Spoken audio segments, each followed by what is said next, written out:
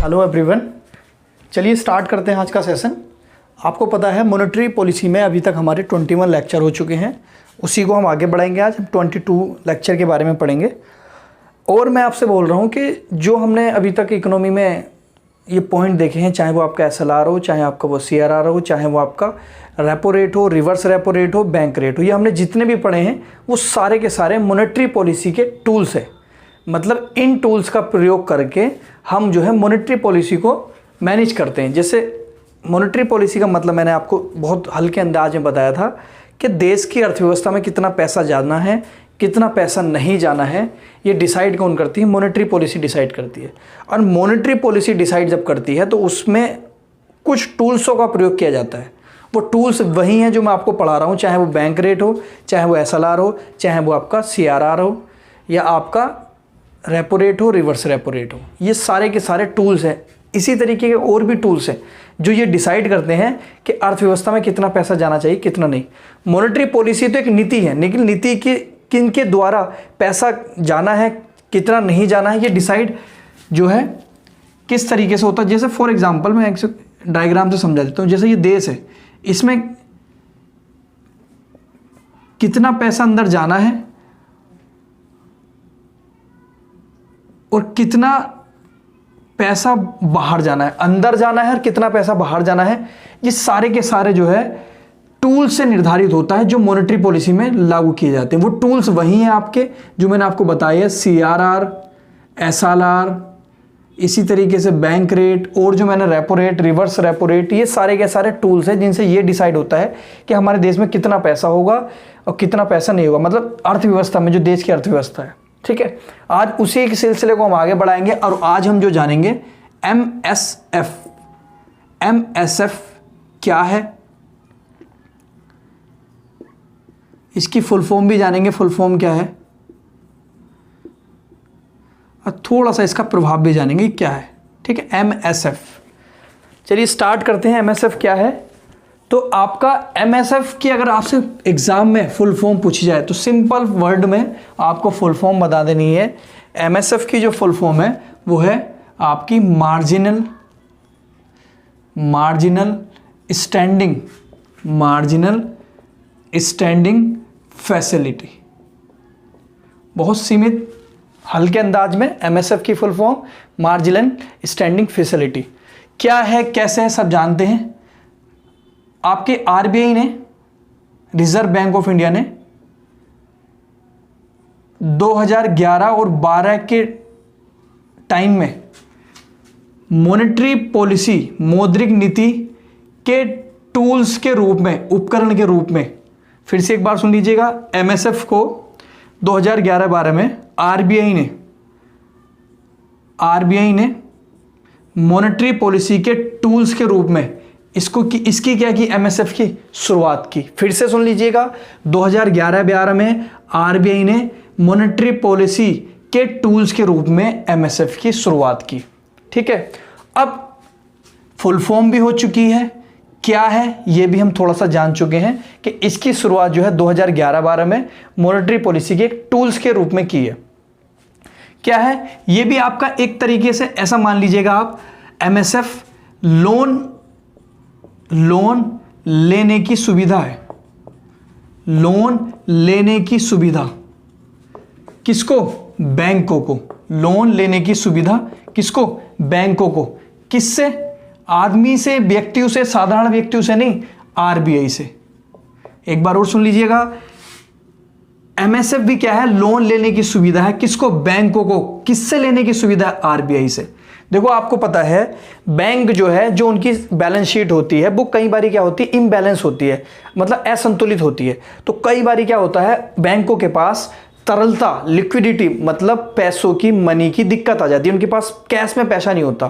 Cash में नहीं होता, वैसे होता है बहुत, ये नहीं कि पैसे नहीं है, कैश में नहीं होता कि वो अपने पास रखे हुए हैं कैश में जो देना है। क्योंकि आपको पता है आपके पास कैश में पैसा नहीं है और आपके कस्टमर, जैसे PNB के कस्टमर, SBI के कस्टमर, अगर उनसे पैसा लेना जाए तो उनको देना फर्ज है पैसा। वो ये नहीं कहेंगे कि अभी हमारे पास कैश में पैसा नहीं है। अगर वो ऐसा कह देंगे कस्टमर को, तो कस्टमर की जो एक क्या बोलते हैं विश्वास, एक ट्रस्ट है, उस बैंक से ख़त्म हो जाएगा।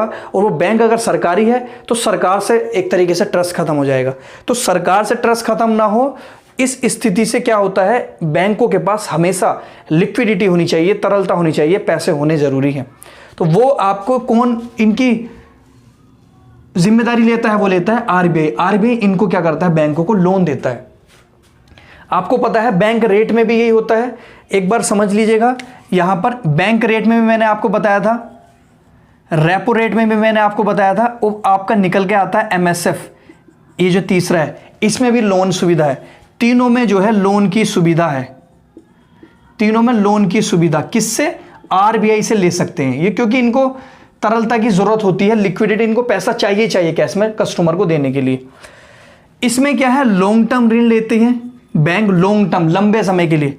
इसमें शॉर्ट टर्म कम अवधि के लिए, और इसमें जो है बहुत ही ज्यादा शॉर्ट टर्म, मतलब कि सिर्फ एक दिन के लिए लोन चाहिए, एक दिन के लिए भी सिर्फ आपका लोन चाहिए। तो ध्यान रखना, ये भी आपका बैंक रेट, चाहे रेपो रेट, चाहे एमएसएफ, तीनों में जो है लोन की सुविधा है, और इनको आरबीआई देता है। आरबीआई देता है लोन बैंकों को लोन देता है।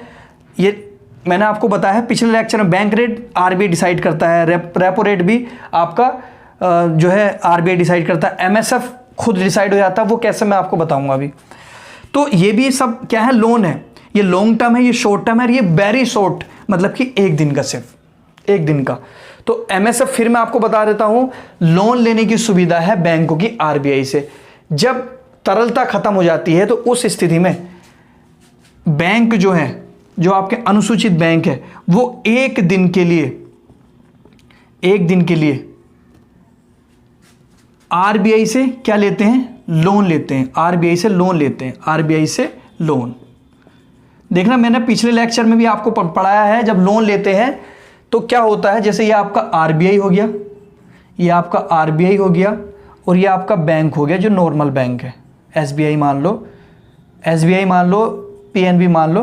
तो बैंक जो है आरबीआई को क्या देगा, और आरबीआई इनको क्या देगा। बैंक जो है आरबीआई को कुछ ना कुछ जमा करता है बॉन्ड के रूप में, ऋण पत्र के रूप में, और आरबीआई इनको लोन देता है। क्योंकि आपको पता है, अगर बैंक आरबीआई से लोन ले रहा है, तो बैंकों को आरबीआई के पास कुछ रखना पड़ेगा गिरवी। मैं अगर किसी से कुछ लूंगा, मेरे पास उस टाइम पर कैश नहीं है, कैश मुझे चाहिए, तो मुझे कुछ ऐसा रखना पड़ेगा जिससे मुझे वो कैश दे, क्योंकि कल के दिन में उनका बिना वापस करके भाग गया तो इसलिए क्या है, बैंकों को भी जो है एक बॉन्ड रखना पड़ता है, एक ऋण पत्र रखना पड़ता है, किनके पास, आरबीआई के पास। चाहे इन कंडीशन में भी रखना पड़ता है, बैंक रेट में भी, रेपो रेट में भी कुछ ना कुछ गिरवी रखना पड़ेगा। जैसे हम भी अगर लोन ले जाएंगे बैंक के पास, तो बैंक हमें अपने कोलेक्टर के रूप में, मोर्टगेज के रूप में, मतलब कि कुछ गिरवी रखना पड़ेगा, जब हमें क्या देंगे, वो लोन देंगे। ऐसे इन बैंकों को भी आरबीआई के पास कुछ रखना पड़ता है, सिक्योरिटी पत्र या फिर बॉन्ड क्या है, बॉन्ड में ये बातें लिखी होती है, एक तरीके का लेटर होता है, बॉन्ड एक तरीके का लेटर होता है। इसमें जो है लेटर में कुछ लिखा होता है, वो होता है प्राइस, कि इतना पैसा, और हम जो है बाद में जो है इसको लुटाएंगे, तो उस पर इंटरेस्ट रेट लिखा रहता है। इंटरेस्ट रेट के जो हमने पैसा लिया है उस पर हम इतना इंटरेस्ट से लुटा देंगे। तो एक जिम्मेदारी जो है बैंक की हो जाती है कि हमने जो है उनको बॉन्ड सिग्नेचर करके दे रखा अपने बैंक का, हमें गड़बड़ी नहीं करनी है। हमें जो है बॉन्ड जमा कर दिया तो हमें उसके बदले में लोन मिल रहा है। अगर बॉन्ड जमा नहीं करेंगे तो लोन नहीं मिलेगा, चाहे वो आपकी बैंक रेट की सिचुएशन हो, चाहे वो रेपो रेट की हो, एमएसएफ की भी वही है। तो कुछ जमा करेंगे तब आपको आरबीआई लोन देता है, ठीक है। आरबीआई क्या देता है, लोन देता है। बॉन्ड जमा करते हैं, एक तरीके का कागज पत्र होता है, उसमें लिखा हुआ होता है कि ऐसे ऐसे हमने लोन लिया है, इतना प्राइस है, इस पर हम इंटरेस्ट इतना देंगे, ठीक है। चलिए अब स्टार्ट करते हैं। जैसे बैंक और आरबीआई का ही चल रहा है, लोन ले लिया बैंकों ने, क्या ले लिया, आरबीआई से लोन ले लिया। अब आपको जान लेते हैं ये जो सबसे काम की चीज़ है, ये जो है आपका एमएसएफ, यहाँ पे एमएसएफ जो है, यहाँ पर मैं लिख देता हूँ एमएसएफ, ये आपका मिनिमम 1 करोड़ का लोन आपको मिल सकता है, मिनिमम 1 करोड़ रुपए का, ठीक है। मैक्सिमम इससे ज़्यादा मिल सकता है, मिनिमम जो है 1 करोड़ का लोन आपको लेना ही पड़ेगा इस सुविधा के तहत। फैसिलिटी है, ध्यान रखना, मार्जिनल स्टैंडिंग फैसिलिटी, एक तरीके की सुविधा दी है आरबीआई ने 2011-12 में बैंकों को, तो मिनिमम 1 करोड़ रुपया आपका मिलता है। एक दिन के लिए लोन होता है, एक दिन के लिए, ये एक दिन के लिए। एक तीसरी चीज़ इसमें और ध्यान रखना, तीसरी चीज़ जो है आपकी वो है कि आपका कम से कम जो है आपका पूरा बैंक जो है, इसको ध्यान से सुनना, जो बैंक होता है उसका जो एनडीटीएल होता है, उसका जो एनडीटीएल होता है उसका 1% तक इस सुविधा के तहत आप क्या ले सकते हैं, लोन ले सकते हैं। ये आपके समझ में नहीं आया होगा, दोबारा समझिएगा। एमएसएफ जो है एक सुविधा है, इस सुविधा के तहत बैंकों का जो एनडीटीएल होता है उस एनडीटीएल का 1% तक आप जो है इस सुविधा के तहत आरबीआई से लोन ले लेते हैं। अब भी समझ में नहीं आया होगा, अब एग्जाम्पल से समझ लेते हैं। जैसे पीएनबी का एनडीटीएल, पीएनबी का एनडीटीएल मतलब, एनडीटीएल का मतलब जो होता है पीएनबी की जमा पूंजी जो है, लेने देने के बाद जो बचता है उसकी जो जमा पूंजी है वो आपकी 1 करोड़ बचती है। मैं ऐसी एग्जांपल ले रहा हूं, ठीक है, 1 करोड़ नहीं लेते, नहीं तो आपको दिक्कत होगी। 10 करोड़ है एनडीटीएल, पीएनबी की जो है एनडीटीएल जो है 10 करोड़ है, मतलब कि जमा पूंजी 10 करोड़ है उसकी पीएनबी की। तो अगर आप 10 करोड़ का 1% निकालोगे, 10 करोड़ का 1% निकालोगे 10 लाख, ये 10 लाख होगा, ठीक है। तो अगर पीएनबी का 10 करोड़ का एनडीटीएल है, 10 करोड़ की जमा पूंजी है, तो 10 करोड़ का 1% होगा आपका 10 लाख रुपए।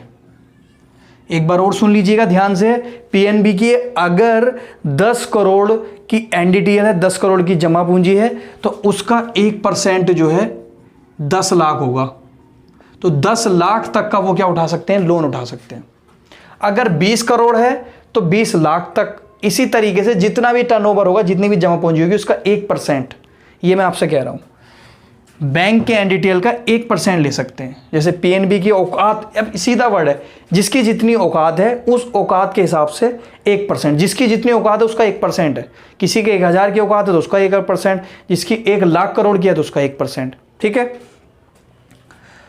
तो ये आपका सुविधा हो गया एक तरीके का, इस तरीके से आपको लोन मिल गया, लोन बॉन्ड जमा कर दिया, आपको लोन भी मिल गया। अब इससे क्या फ़र्क पड़ता है, एक चीज़, हाँ लास्ट, जैसे कि जो भी रेपो रेट होती है, जो भी रेपो रेट होती है उस टाइम की, जैसे पिछले लेक्चर में मैंने बताया है, अभी जो रेपो रेट चल रही है वो 4% चल रही है, अभी जो रेपो रेट चल रही है 4% चल रही है। तो ये हमेशा ही इस रेपो रेट का 1% ज़्यादा होगा, तो ये कितना होगा, 5%। मतलब कि अगर आपको रेपो रेट के तहत लोन लेना है तो वो आपको 14 दिन का मिलेगा, तो उस स्थिति में आपको 4% जो है ब्याज देना पड़ेगा।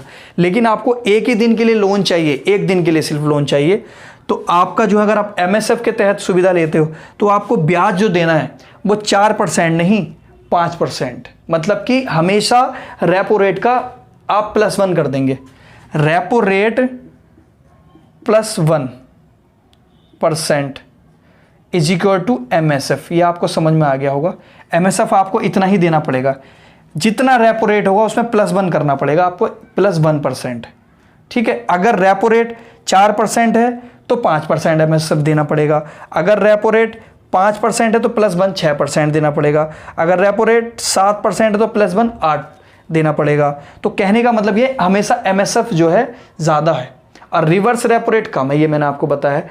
रिवर्स रेपो रेट में क्या होता है, चलिए इसको छोड़िएगा, रिवर्स रेपो रेट 1% कम होता है, चलो उसको छोड़ो। तो एमएसएफ जो है 1% ज़्यादा होता है। एमएसएफ का भी वही फर्क पड़ता है जो रेपो रेट का पड़ता है। जैसे फॉर एग्जांपल, अगर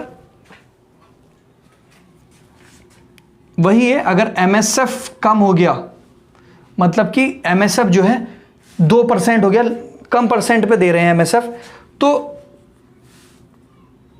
बैंक जो है ज़्यादा लोन लेंगे, बैंक जो है ज़्यादा लोन लेंगे, बैंक जो है ज़्यादा लोन लेंगे। और ज़्यादा लोन लेंगे तो व्यक्ति जो है ज़्यादा फिर क्या लेंगे, ये ज़्यादा लोन लेंगे तो इसी रेशियो में लोन बांटेंगे भी। तो लोन बांटेंगे तो लोन किसको बांटेंगे, साधारण लोगों को, साधारण लोगों को। तो इस तरीके से अर्थव्यवस्था में क्या आएगा, पैसा आएगा, लोगों के पास ज़्यादा पैसा होगा। लेकिन इसी में अगर आपका एमएसएफ बढ़ा दिया जाए तो उस स्थिति में जो है बैंक जो है आरबीआई से लोन जो है कम लेंगे, क्योंकि उन्हें भी तो फिर देना है ना। अगर लोन 1-8% एमएसएफ है, 2% एमएसएफ है तो ठीक है वो लेंगे। लेकिन अगर उन्होंने 20% एमएसएफ कर दिया आरबीआई ने, तो ये कैसे लेंगे फिर, ये लोन नहीं लेंगे आरबीआई से। फिर नहीं लेंगे तो फिर आगे लोगों को भी नहीं देंगे। तो उस स्थिति में अर्थव्यवस्था में जो क्या होगा, पैसा कम हो जाएगा। तो इससे जो है एमएसएफ कम होने से अर्थव्यवस्था में नकदी क्या हो जाती है, अर्थव्यवस्था में नकदी क्या हो जाती है, ज़्यादा हो जाती है। और एमएसएफ बढ़ने से अर्थव्यवस्था में नकदी जो है कम हो जाती है। तो इस तरीके से जो है मॉनेटरी पॉलिसी लागू होती है। उनको किस तरीके से अर्थव्यवस्था में ज़्यादा पैसा भेजना है तो वो ये एमएसएफ क्या कर देंगे, कम कर देंगे। और आपको पता है अगर अर्थव्यवस्था में से पैसा निकालना है तो एमएसएफ क्या कर देंगे, बढ़ा देंगे। तो उनका एक तरीका है, ठीक है। तो एमएसएफ कम करने में क्या होता है, अर्थव्यवस्था में तरलता क्या हो जाती है, ज़्यादा हो जाती है। और एमएसएफ बढ़ने पर अर्थव्यवस्था में तरलता कम हो जाती है। तरलता का मतलब अर्थव्यवस्था में पैसा लोगों के पास, समझ रहे ना आप, ज़्यादा या कम इसी तरीके से होता है। चलिए आज आपको ये समझ में आया होगा एमएसएफ क्या होता है, ठीक है, क्या है क्या नहीं है। अगर नहीं समझ में आया होगा तो प्लीज़ कमेंट सेक्शन में ज़रूर बताना। बहुत माइनर सा मैंने आपको बताया है कि एक तरीके की सुविधा है जो 2011-12 में स्टार्ट की गई है आरबीआई के द्वारा। इसमें क्या है, लोन दिया जाता है जब बैंकों की इम्बैलेंस शीट बिगड़ जाती है तो वो क्या करते हैं, एकदम से तत्काल में जो है लोन लेते हैं आरबीआई से, और आरबीआई इनको लोन देता है एकदम से एक दिन के लिए। तो वो जो है आपका रेपो रेट जितना परसेंटेज होती है उसका एक अधिक होता है। मिनिमम 1 करोड़ ले सकते हैं, ज़्यादा आप अपनी औकात के हिसाब से लेंगे। अगर आपका जितना एनडीटीएल होगा, जितनी जमा पूंजी होगी, उस हिसाब से आपको वो मिलेगा एक दिन के लिए। ये सब मैंने आपको पॉइंट बता दिए हैं, जैसे बैंक रेट है, रेपो रेट, ये लॉन्ग टर्म, ये शॉर्ट, ये बहुत शॉर्ट मतलब एक ही दिन के लिए। आई होप आपको ये समझ में आया होगा सुविधा, ठीक है। आज इतना ही रखते हैं। और प्लीज़ चैनल, अगर हमारे वीडियोज़ अच्छी लगती हो तो चैनल को सब्सक्राइब जरूर कर दीजिएगा। Thank you so much.